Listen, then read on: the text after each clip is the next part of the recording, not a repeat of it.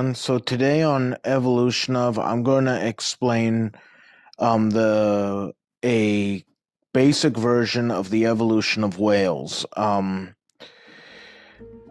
And I'm actually making this video for the Marine Science Center in Port Townsend. So I wanted to thank them for giving me a chance to make this for them. So I'm going to just show notable examples of whale evolution through this. So I'm just going to go through very significant species to show how the whales changed. The first one we're going to look at is Ambliocetus. It is a whale that its name literally means walking whale. It was like an otter or a seal. In a way, it could come back on land and go in the water and spend more time in the water. It had evidence that it spent time in the water was by its body. It looked like its locomotion would be more like a dolphin or an otter than like when it swam. The other thing about it going back on land was possibly primarily to give birth or rest on land, like how seals rest on the rock and stuff. There's also fossils of female Ambliocetus in the process of giving birth, with the baby's head coming out head first, indicating that they still had to come to land to give birth. And Ambliocetus, because of that, likely lived in coastal areas, and Pakicetus was discovered in Pakistan, and more fossils have shown that around that time, 50 million years ago, Pakistan was a coastline, and basically it was like California sea lions. A lot of them live there. Step in the evolution of whales is if we travel about 15 million years in the future, 35 million years ago, we see how the whales literally are now fully aquatic. In this case, we're looking at a species called Dorudon. They were part of a group of whales. I think it's called Mystacine whales. They're basically the first whales to become aquatic, and they swam primarily in America and Europe. There's a lot, and parts of Africa, what is today Africa. They inhabited an ocean called the Tethys Sea, which is right where the Mediterranean is today, but it doesn't exist anymore. There are many seas that have existed and get destroyed or merge with other oceans, and we'll see one of the reasons why the Tethys Sea no longer exists in a little bit. But Dorudon was the next step into that evolution of whale, and it has another relative who actually preyed on them, which we're about to see next. The next whale on our journey is the Basilosaurus. As you can see, it has a very unusual snake-like appearance. In fact, this appearance made paleontologists mistake it for a marine reptile. It was the top predator of the oceans at its time, primarily eating sharks and related species such as Dorudon. One unusual feature it had was that its back feet were still visible.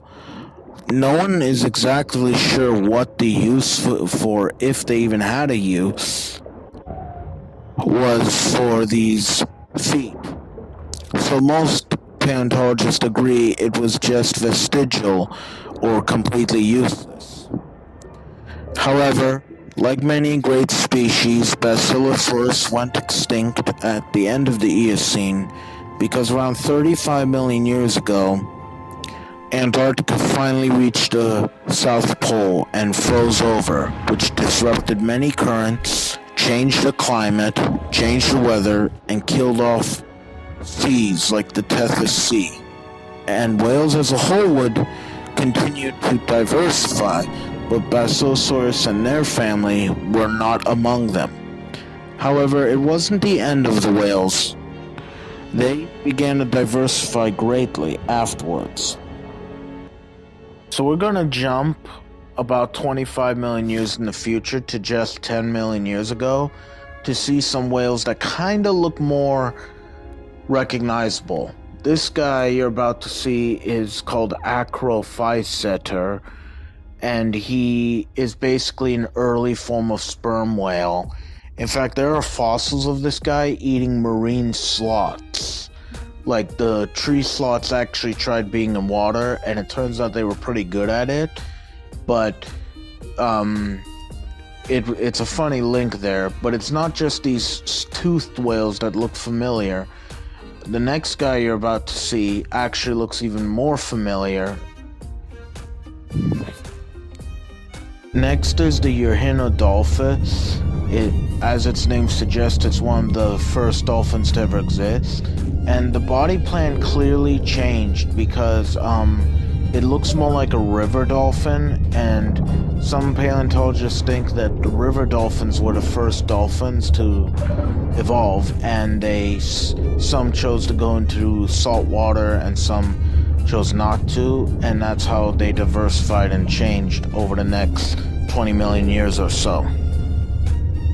Okay, we are nearing the present day at 4 million years ago, and some whales you're going to see in this time period called the Pliocene are extremely familiar, and others not so much. The first whale I'm going to show you is Obocenocetops, and it has a weird tusk jutting out of its side of its mouth, and some people think they used it as a rudder, and it's actually closely related to the narwhal and beluga whale and existed in South America.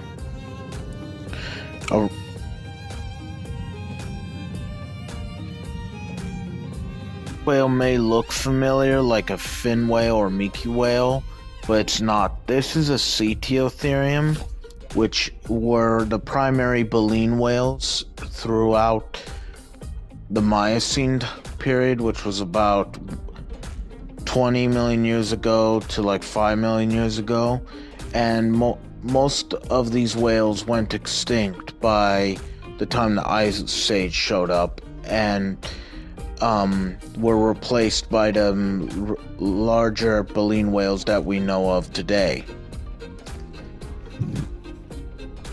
However, one Cetiothere exists to the present day.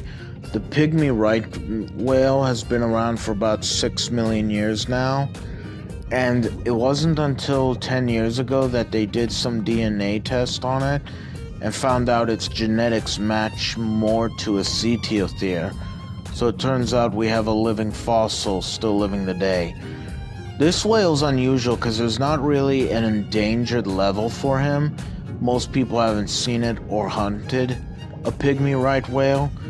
So it seems to be thriving, but is also rarely encountered. It just shows how big the ocean is, with so many different creatures that we rarely get to see again, and usually only see once. One of the more mid-sized whales are called gray whales, and they have been around for the last 10 million years roughly, and they seem to have been more adapted to living in a world without orca whales, because nowadays they're often harassed and eaten by orca whales. And that brings us to our next contemporary, what the gray whales were used to being hunted by.